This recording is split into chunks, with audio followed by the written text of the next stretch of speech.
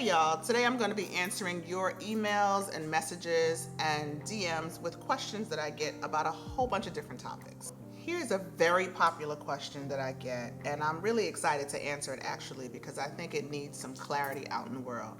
And I actually take responsibility, and I think those of us in the movement should take some responsibility for not speaking to it enough.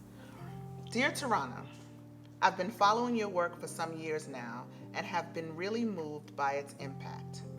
But I don't know if I see a place for myself in it as a man who has experienced childhood sexual abuse.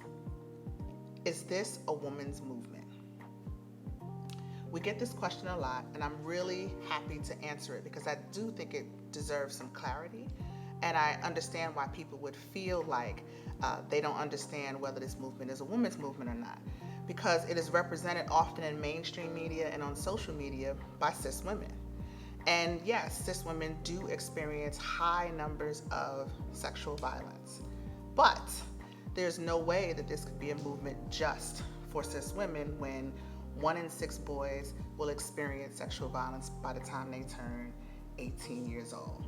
When men in prison experience extremely high rates of sexual violence, and when queer and trans folks have disproportionately high experiences with sexual violence. So we've done a really poor job of representing men as survivors, when in fact men's first role in this movement should be as survivors, not as harm doers. So I want to clarify that the Me Too movement is not a woman's movement.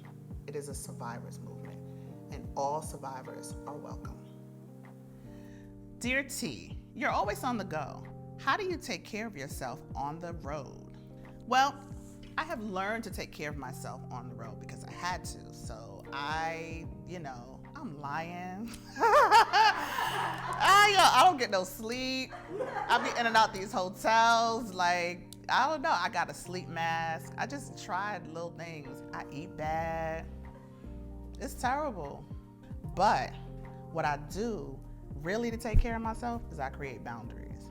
So I've learned to say no a lot. I may not get a lot of sleep, I eat a lot of junk food, but if you ask me something I don't want to do it, I'm just not going to do it. So what I practice is for me. I say, somebody says, hey, Tarana, I'm not doing that. Try it, it's really fun. Tarana, will you, yeah, I'm not doing that. That's how I take care of myself while I eat Fruit Loops on the road.